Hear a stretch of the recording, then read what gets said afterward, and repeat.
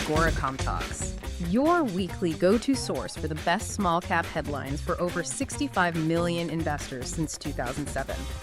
We're coming at you with breaking news today on the Deep Dive.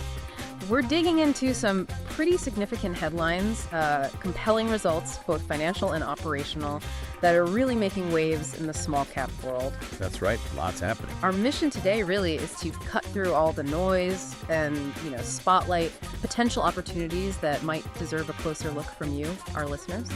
We've got sources covering, everything from gold exploration, moves in the cannabis sector, updates on precious metals, and even drone tech. Quite the range today. It really shows how dynamic these markets are. We'll try to focus on, what really stands out for investors looking for that next deep dive. Okay, let's jump right in. We start in the Yukon. Sitka Gold, that's TSX venture ticker SIG. They've just put out some really attention-grabbing news. Yeah, the headline reads, Sitka Gold reports high-grade gold intercepts at RC Gold Project, Yukon. And these aren't just, average showings, are they? We're talking results that could really signal something big. Absolutely. I mean, look at the headline result from drill hole DDRCC 25076. It hit 25.2 meters, grading 5.04 grams per ton gold. Okay, 5 grams per ton, that's already considered high grade? Exactly. But get this, within that 25 meters, there was an exceptionally rich 1.8 meter section. It assayed a remarkable 54.70 grams per ton gold. Wow, 54.7 grams. That's huge, like finding a gold vein inside a rich zone. That's a good way to put it. And it wasn't just a one-off in that hole either. Oh. Well, the same hole, 76, also hit another strong interval, 12.2 meters, grading 4.55 grams per ton gold. And that was part of a much wider 94.2 meter section, grading 1.15 grams per ton. So multiple hits in the same hole. And wasn't this hole particularly deep? Yes, that's a key point. It was the deepest ever drilled there, over 810 meters. And they were still in strong gold mineralization near the bottom. That really hints at depth continuity. Okay, so for an investor listening in, what's the main takeaway here from Sitka, ticker SIG? I think the big thing is the confirmation that this high-grade gold extends significantly deeper and also sideways laterally at their Blackjack zone. Right. CEO Court Coe put it pretty well. He said, the results from hole 76 are very encouraging, confirming that the higher grade gold mineralization extends both laterally and to depth and could represent a large continuous zone of significant tonnage. Sounds promising. And they're backing it up. They plan to have up to 4 drill rigs turning this summer just to test that Blackjack zone further. That signals some real confidence. Definitely one to watch if you're interested in, high potential gold exploration. Okay, switching gears quite dramatically now. Let's talk cannabis. The cannabis company, CBOE, Canada Simple CBST, they've released Q1 2025 results. The headline. The Cannabis Company reports first quarter 2025 results, progress in operational optimization and margin improvement. So it sounds like they're focusing on maybe shoring things up financially. Precisely. I mean, revenue dipped slightly to $87 million, but the real story, I think, is in their margins. The adjusted gross margin improved to 36%. That's up from the previous quarter. Okay, so they're keeping more of each dollar that comes in. Exactly. Better profitability per sale. And that's flowing through to the bottom line. Yeah, their adjusted EBITDA, it's earnings before interest, taxes, depreciation, amortization. It rose quite significantly to $7.1 million. That gives them a margin of 9.5%. That's a decent jump. What's driving that? Cost cuts. Seems like a mix. Successful cost reduction efforts, yes, but also integrating their own house brands, which usually have better margins than third-party stuff. And operationally, are they making changes too? Oh yeah, sounds like some strategic pruning. They exited the Washington, D.C. market entirely, sold a dispensary in California, and they closed 3 underperforming stores in Colorado. So simplifying the business, focusing on what works. That seems to be the strategy. Plus, they got a debt restructuring approved, pushing maturities out to December 2028. That gives them breathing room. Right, flexibility. And they expect a corporate restructuring to save about $3.8 million a year. The CEO, David Hart, basically said their priorities are liquidity and balance sheet management alongside operational improvements to simplify, reduce costs, and optimize the business. Makes sense. So for cannabis investors, these steps towards efficiency might be a positive signal. Could be a sign of stabilization and a focus on profitability in a tough sector. Worth digging into. All right, from North American cannabis, let's head over to Africa. Gold exploration again. Nucor Gold, they've got new drilling results from their Enchi Gold project in Ghana. Yep, headline, Nucor Gold continues to expand high-grade gold mineralization at Enchi Gold Project in Ghana. Looks like the story there keeps getting better. Ghana is a well-known gold region. What are they finding at Enchi? Well, their current 35,000-meter drill program is hitting some nice stuff, especially at the Boyne Gold Deposit. Take hole KBRC 352, it intersected 56.2 meters, grading 2.25 grams per ton gold. 56 meters, that's a wide intercept. It is, and it started at 96 meters down. Plus, it included a higher grade zone within it, 15.0 meters at 3.83 grams per ton gold. Significant widths, compelling grades. Points to a potentially large system.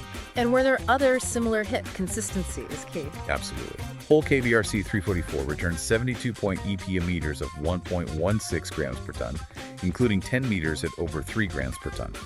Then you have KVRC 355 hitting 29 meters of over 2 grams per ton, really shallow, just 26 meters down. Wow, near surface too. And KVRC 353 at 24 meters of 2.15 grams per ton, right from surface. So yeah, consistent results across multiple holes. That really underlines the potential scale and continuity of Boyne. So for our listeners tracking gold explorers, what makes Nucor's results angularly noteworthy? It's that consistency and the widths they're hitting. It demonstrates strong continuity, which is vital if you want to build a resource. And importantly, some of these holes actually ended in mineralization. Meaning it could go deeper. Exactly. Suggests further potential at depth. Yeah. Right now, they're focused on upgrading their inferred resources to the indicated category. That's a crucial step towards, potentially developing a mine and doing a pre-feasibility study. Right. CEO Luke Alexander even said this latest batch from Boyne includes some of the best intercepts to date on a gram by meter basis. That's grade times thickness, a key economic indicator. Okay, good context. Let's stay with precious metals, but hop over to Mexico. Fuerte Metals, TSX venture symbol FMT. They've reported results from the Christina project. Headline: Fuerte Metals reports high-grade gold and silver intercepts at Christina Project, Mexico, another active area for exploration. What did they find at Christina? Drilling at their Los Angeles vein system hit some really high grades. Hole ACD 25266 intersected 2.4 meters. That's estimated true width grading, a very impressive 10.3 grams per ton gold equivalent. Gold equivalent, so that includes silver value too. Right. It combines the value. In this case, it was 9.0 grams per ton actual gold and 90 grams per ton silver. But what's also interesting is that this high-grade hit was inside a wider 10.5 meter zone that averaged 2.6 grams per ton gold equivalent. So a high-grade core within a broader mineralized halo. Exactly.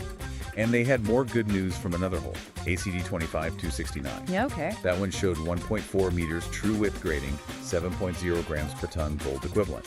This included 91 grams silver and, interestingly, 7.65% zinc. Significant base metals, too. Zinc. That adds another dimension. It does. And even more remarkable, that interval was part of a very, very broad 95-meter zone, grading 0.7 grams per ton gold equivalent, with those base metals, too.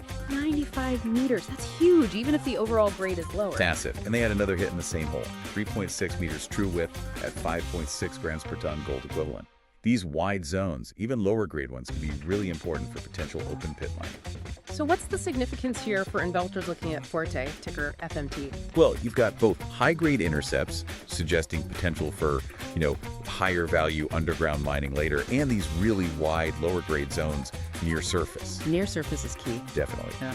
As the CEO Tim Warman pointed out, almost every hole has encountered very wide, lower-grade intercepts within 50 to 100 meters of surface, making them excellent candidates for open pit mining. That suggests potentially quicker, cheaper development paths. And they're planning an updated resource estimate. Yes, later this year. That could be a major catalyst incorporating all these new results. Okay, let's keep the mining tour going. Back to the U.S. now. Revival Gold, TSX venture ticker RVG. They've filed a preliminary economic assessment, a key EA, for their Mercure Gold project in Utah. Right, headline. Revival Gold files preliminary economic assessment for Mercure Gold project. A PEA gives us that first sort of economic snapshot of a project's potential. And how does Mercure look in this initial assessment? It looks quite robust, actually. The PEA outlines potential average production of about 95,600 ounces of gold per year. Almost 100,000 ounces a year. Over a 10-year mine life. That's pretty substantial output if they could achieve it. And the financial numbers. NPV, IRR, what do they look like? Pretty compelling. Using a base gold price assumption of $2,175 per ounce, the after-tax net present value, or NPV, with a 5% discount rate comes in at $295 million. Okay. And the IRR? The internal rate of return is projected at 27% after tax. That's a solid return. But these things are always sensitive to the gold price. Hugely sensitive. And they show that. If you bump the gold price assumption up to $3,000 an ounce, well, the after-tax NPV jumps dramatically to $752 million. Wow, big difference. And the IRR skyrockets to 57%. The payback period also looks good, 3.6 years at the base case, but only 1.7 years if gold hits $3,000. What about costs? Are they competitive? Seems like it. Projected life of mine average cash cost is $1,205 per ounce, and the all-in sustaining cost, or ASE, is $1,363 per ounce. At current or higher gold prices, that suggests strong potential margins. So overall, a positive PEA. Very much so.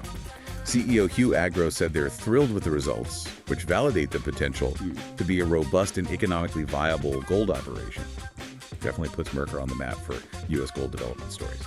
Ticker RVG. Okay, one final company. We're shifting gears completely now into the tech sector. Dragonfly Inc., ticker DPRO. DPRO, right. Drone technology. Their headline: Dragonfly reports strong first quarter growth in 2025 amid strategic expansion moves. Strong growth sounds good. What kind of numbers are we talking? They reported a solid 16% year-over-year revenue increase for Q1 2025. And interestingly, their product sales jumped even higher, up 24.5%. So people are buying more of their actual drone hardware. Seems like it. Indicates strong demand for their solutions. But it's not just the financials. They've been busy operationally, too. Expanding. Strategic moves. Both. They've deepened their collaboration with Volatus Aerospace, integrating things like bathymetric LiDAR for underwater mapping. Volatus is also now an approved dealer for key Dragonfly drones. Okay, partnerships. What else? Crucially, they got FAA waivers to operate drones over people and moving vehicles. That's a big deal for expanding commercial use cases, in cities and things like that. Yeah, opens up a lot of possibilities. They also opened a new U.S. facility down in Tampa, Florida. It even includes a live fire drone testing center. Live fire. Sounds like they're targeting defense applications, too. Definitely seems like a focus. They appointed Christopher C. Miller, who was the former acting U.S. Secretary of Defense, to their board. That's a pretty strong signal. Indeed. Any other highlights? Yeah, they successfully demonstrated delivering medical supplies by drone with the Massachusetts Department of Transportation, showcasing that real-world, practical application. Right, moving beyond just surveillance or mapping. Exactly. The CEO, Cameron Chell, summed it up. Their focus is on delivering world-class UAV solutions that save lives, create safer environments, and drive operational efficiency. So you have strong growth, plus these strategic expansions making Dragonfly, DPRO, an interesting one to watch in the drone space. Okay, and that wraps up our rapid-fire deep dive for this week. We've covered quite a bit: major gold intercepts, cannabis companies optimizing, more precious metals progress, and drone tech growth. Yeah, a lot to digest. And for you, the listener, hopefully this gives you a good starting point across several sectors. Maybe Sitka Gold's high-grade hits in the Yukon sparked your interest. Or maybe it was the cannabis company's margin improvements. Is that a sign of resilience in that market? Perhaps Nucor Gold's steady expansion in Ghana makes you want to look deeper into African gold plays. Or Forte Metals' high-grade gold and silver in Mexico. Could that be an emerging story? What about Revival Gold's PEA for the Mercer project in Utah? Does that look like a compelling development opportunity? Or maybe Dragonfly's growth and expansion in the drone sector aligns more with your tech interests. The key thing, as always, is that this deep dive, it's just the beginning. These headlines point to potentially significant stuff, but you absolutely need to do your own thorough research. Dig into those press releases. Look at the financials. Understand the risks involved with any small cap company. And, importantly, form your own informed opinions. Which of these stories really stands out to you? And maybe think about this. The skill here is quickly processing key info and spotting those potential opportunities. Each company we talked about is different stage, sector, challenges, upside. Right. What can you learn by comparing how they operate and what results they're getting? Yeah. Are there broader trends reflected in these individual stories? That's your next layer of exploration. Something to think about.